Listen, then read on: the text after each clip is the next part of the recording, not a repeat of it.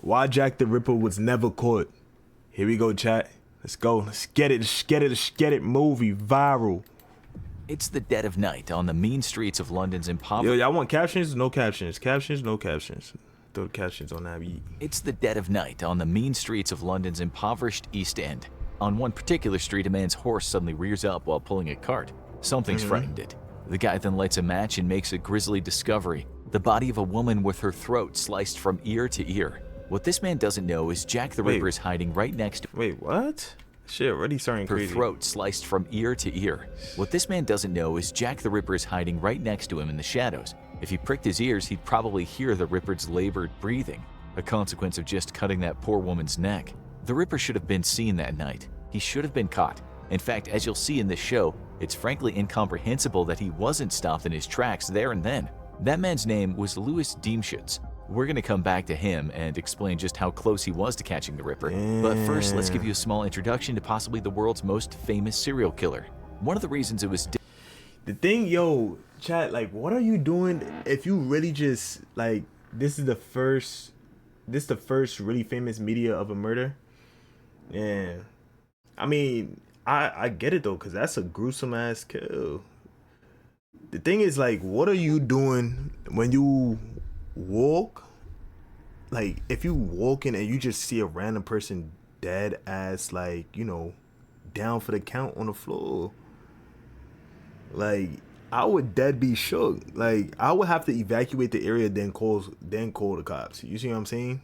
difficult Yeah, to like- catch the man was the fact that those London streets in the 1880s were a giant labyrinth that were hardly well lit. That's what I'm saying. If nobody's around and you just see a random body on the floor, nah, I'm gonna be dumb spooked. Possibly the world's most famous serial killer.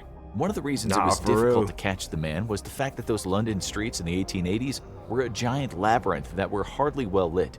Some of the slum areas were ripe for murder at night, seeing that prostitutes wander Mad around by alleys and themselves stuff. in the dark looking for gin-addicted clients. The area of Whitechapel, where the Ripper committed his ghastly crimes, was heaving in those days with people living in abject poverty. When folks couldn't Damn. get any work, some of them turned to crime.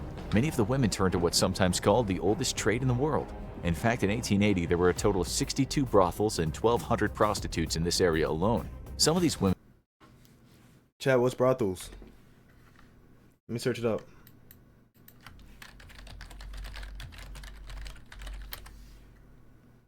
A house or premises where, oh, damn. So it's a crib where you could pay to get coochie. there were a total of 62 brothels and 1,200 prostitutes in this area alone. Some of these women lived in the lodging houses. These were about the cheapest places you could live. Oh, Some of the what? rooms even had a rope you could lean on as a form of bed. This was where we get What? the term hangover, because people would literally hang over a rope. The rope cost 2 pence a night, and while uncomfortable, it was better What? than the street and all the dangers that lurked there. This was a That's how kind they of come place up with where that Jack the term? Ripper made Nah, no way. Hold would on. literally hang over a rope. The rope cost 2 pence a night, and while uncomfortable, it was better than the street and all the dangers that lurked there. This was a kind of place where Jack the Ripper made his name. It was a cauldron of violence, vice, racism, and some say immorality. In other words, it was an ideal place to kill people because the police can sometimes be less than caring about the victims of this so-called lower class. But once the Yeah, Ripper got going, he was that's hard crazy. to ignore. That was because of the extreme nature of his crimes. It's thought he killed 5 people for sure, called the canonical 5, but he might have murdered as many as 11. For instance, no one's certain if he killed Emma Elizabeth Smith. She'd fallen on hard times and became a prostitute, with a detective later writing about her. There was something about Emma Smith which suggested that there had been a time when the comforts of life had not been denied to her. There was a touch of culture in her speech, unusual in her class. In the wee hours of April 3rd, 1888, she was savagely attacked. She didn't die instantly, but went into a coma and died shortly after. Was this the work of the Ripper? It's hard to know. She wasn't mutilated like many of the later victims, but her injuries were horrifying nonetheless. Then there was Martha Tabram, an alcoholic. Yo, it's just so crazy, like, thinking, like, these are really some people's last moments, like, the worst worst ways to go out, like, that shit, like, and to think it only take about 3 minutes for you to be out for the count. You see what I'm saying? You live so many days, and 3 minutes goes wrong, and you out of the world. Like, this one, this is one of the only videos I haven't watched about this guy. I just want to know, how were people getting mutilated on an open block? Yeah, cause I mean they were saying like the blocks is like a maze, and people's like, these are lower class people and people's drunk in this area. People's like, nobody really focused up. Who had a reputation But still for though, staying I don't out know all how night nobody's and not seen causing this. So. general havoc. On August 6, 1888, she and some other women went to the Angel and Crown pub, and as the expression goes, got hammered. In She was 1888, later I know found there's not dead, that much again lights. with horrifying injuries. Those included being stabbed in her heart and lungs. The killer also stabbed her 9 times and in the lungs? throat. What? The term overkill was suitable here, with 39 stab wounds on her body in total. What? Detective Edmund Reed was on the case. A mysterious man had been seen that night close to where the victim was found, so he put a bunch of men in the lineup. Nothing came of it. There's a slim chance it could have been. Wait, what he do? Wait, hold on. Detective Edmund Reed was on the case. Okay, A okay. mysterious man had been seen that night close to where the victim was found, so he put a bunch of men in the lineup. Nothing came of it. There's a slim chance it could have been the work of the Ripper, and if it was, he was close to being caught that night, although he came a hell of a lot closer, as you'll soon see. One of the reasons this woman is said to have been the victim of possibly a different killer is the fact that she wasn't skillfully mutilated, and she hadn't been eviscerated. The murder weapon used to kill her was also cruder than the one the Ripper used. Now we come to the first victim who was included in the canonical 5. She was Marianne Nichols, known as Polly to her friends. She was killed August 31st that same year. Yeah, that is a short time after the last murder, but as we said, those London slums were terrible places to live back then, so it's possible there were a few men who killed women in the East End in those months. The MOs might have been similar to the Yeah, murder. you know the thing is, like, when shit like this is going on, a lot of people try to mimic it so they could do the crime, but it gets pinned on somebody else. You see what I'm saying? So a lot of people get inspired and be like, oh yeah, I'm gonna try to mimic the way this person do this, that, and the third. So when they do find the killer, they're like, oh Sam, I'm gonna just throw this, like warp this crime scene with whatever Jack the Ripper actually did. Pics of the people, like, nah, for real, that's crazy. Like, the actual pictures of the people is crazy. But the Ripper had quite a unique signature. That's why you're watching the video about him right now. It was his method of killing that made headlines all over the world, not just the fact that he killed. Killers were to a penny, but skilled mutilators were not. Paulie also Like, had how a was tough he life, skilled? at Like, I'm times getting confused. money from rent, by working in one of London's brutal workhouses, and other times by selling her body. On the night Okay. of August 30th, she went to the Frying Pan pub and had some drinks. It seems she might have spent all her cash, because later she was chucked out of her lodging house for not being able to pay the rent. She looked at the landlord that night and said, I'll soon get my DOS money. See what a jolly bonnet I've got now. Maybe she Okay. thought her new bonnet would help her find a client or two, and so she'd have a bed that night. Early in the morning, she was seen staggering around drunk as hell. Slurring her words, she said to an acquaintance, I've had my lodging money 3 times today and I've spent it. Those were the last words anyone ever heard from Paula. What? Charles Allen Cross was the man that found her body at 3:40 a.m. Oh, What's amazing nah. is that when Cross found her, she'd likely only been dead for about 10 minutes. The What? Ripper couldn't have gotten far in that time. In fact, cops interrogated 3 horse. No way, this nigga is, he's this close to getting caught every single time, and he's getting away. At 3:40 a.m. What's amazing is that when Cross found her, So nobody she'd heard likely that? only been dead for about 10 minutes. The Ripper couldn't have gotten far in that time. In fact, cops interrogated 3 horse slaughterers. They were Harry Tompkins, James Munford, and Charles Britton. They'd been close to the scene of the crime when it happened. As we said, the killer had to be nearby. Someone had to have seen something. The cops were also taken aback by the sheer brutality of the murder. The woman had not only had her throat cut, but her Okay. abdomen had been mutilated, so much so her insides were spilling out. A 6 to 8 inch knife had been used, possibly a shoemaker's knife, and it seemed to medical experts that some anatomical skill had been employed in the murder. There were so many What? injuries to Polly, but the What did he? What? I gotta search this up. Mutilated. Cause when they saying that, like, I want to see what they mean. So like he like ripping the skins off of her, like the skin off her body and stuff like that, or like I'm confused. Like he doing experiments. Like how he got enough time to do experiments on a body and still get away? Like nah. police determined that the killer must have been working on her for a full 5 minutes, and this was out in the open. Also, on his escape, the killer would have had some blood on him. Was this man Nah, fact. invisible or something? Surely someone had to have Word. seen something. Upon investigation, this is what the coroner had to say about that. It seems astonishing at first thought that the culprit should have escaped detection, for there must surely have been marks of blood about this person. Still, he said that with there being so many slaughterhouses in the area, a man had been walking around with blood-stained clothes, maybe onlookers would have thought nothing of it. Now, there had been 3 brutal murders, although police couldn't say if they'd been committed by the same person. It was at this time that London's infamous press got to work, which fomented chaos in the city. Nowhere seemed safe. Then on September 8th, there was the grisly discovery of Annie Chapman. Her life was also a tale of woe. She had a problem with booze, which worsened after her daughter died, and she had to place her disabled son in care. Then her husband split with her and took the last child, and she ended up living in one of those run-down Whitechapel lodging houses. After her husband died from his alcoholism, the little bit of cash he sent her was gone. She made money by doing odd jobs after that, but also prostituted herself when things got desperate. At 5:15 a.m. that morning, a man heard a woman scream when he was walking along Hanbury Street. He didn't bother to investigate, and so yet again, the Ripper could have been caught if things had been a little different. She was found at 6 a.m. Niggas is playing now. Niggas is playing. They playing now. They playing.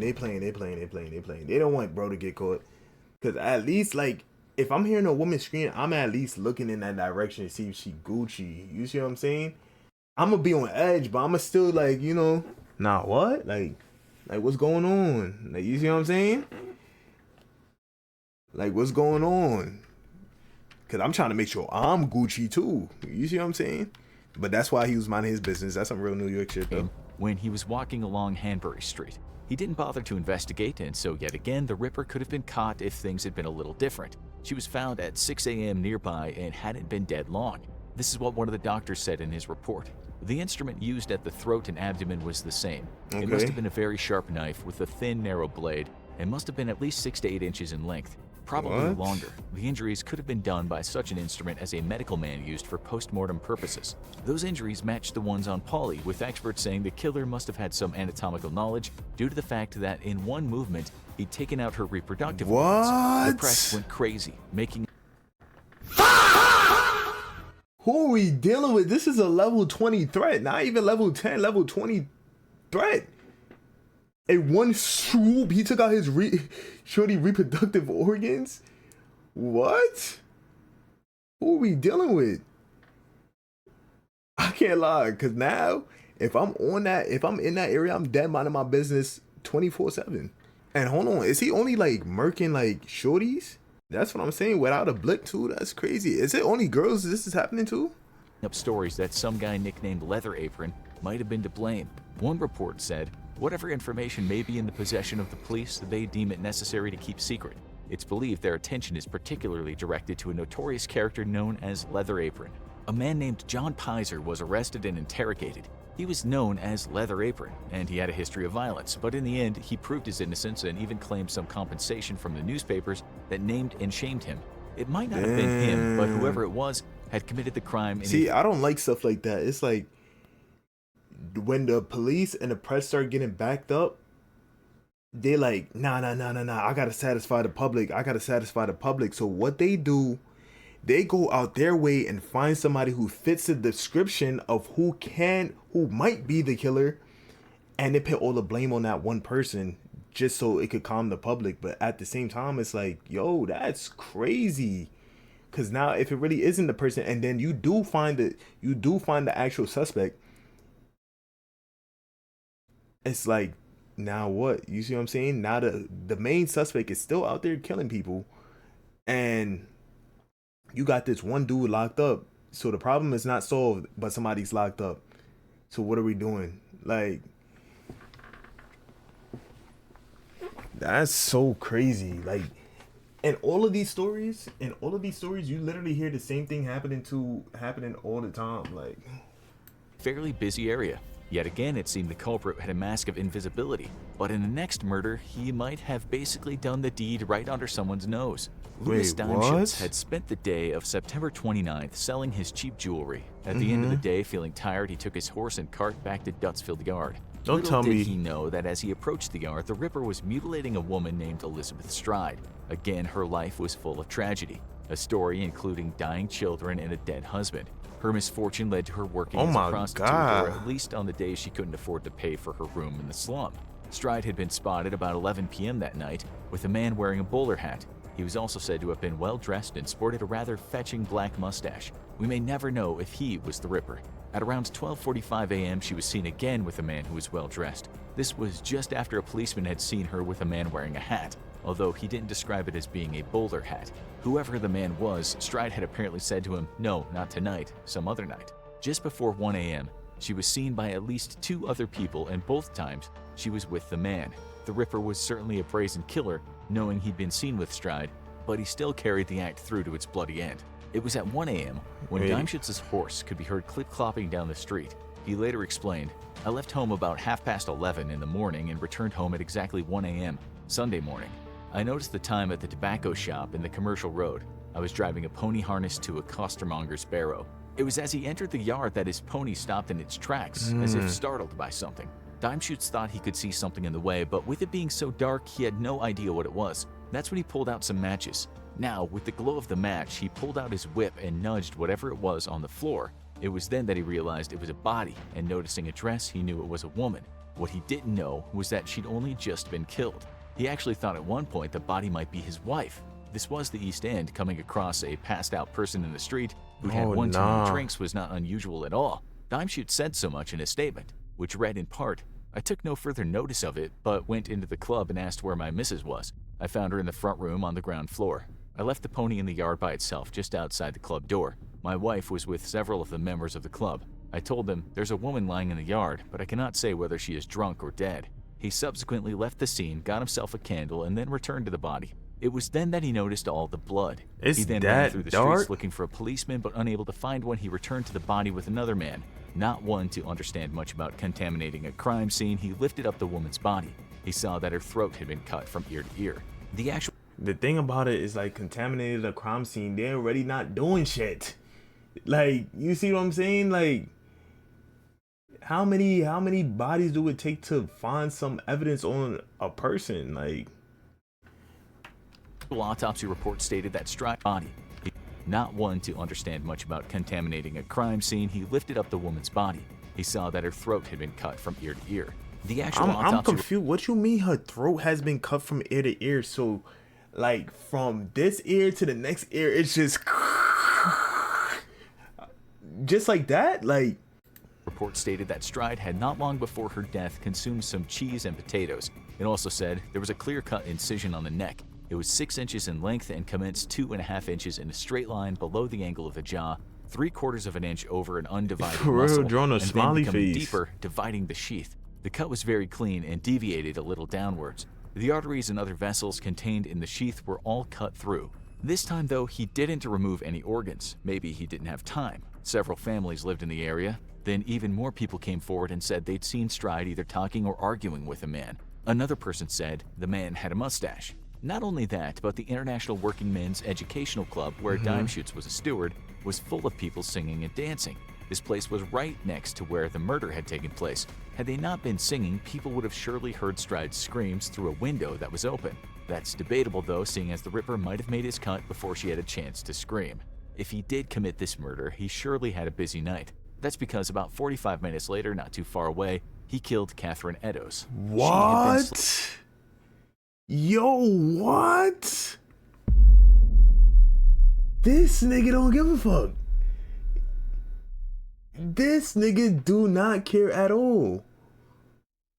Not only is he doing this, like, he's not really doing it in the public, like, he doing it in discreet areas, but he's still doing it while people is around, kind of. Not only is he doing this so close to people, he said, nah, fuck that, I didn't have enough today. 45 minutes later, you're gonna do the same shit while it's still hot on the block? This nigga don't give a fuck.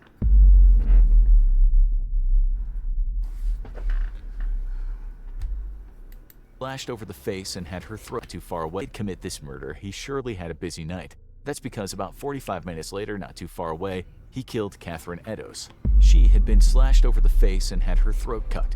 The autopsy report said the peritoneal lining was cut through on the left side and the left kidney carefully taken out and removed. I believe the perpetrator of the act must have had considerable knowledge of the position of the organs in the abdominal cavity and the way of removing them.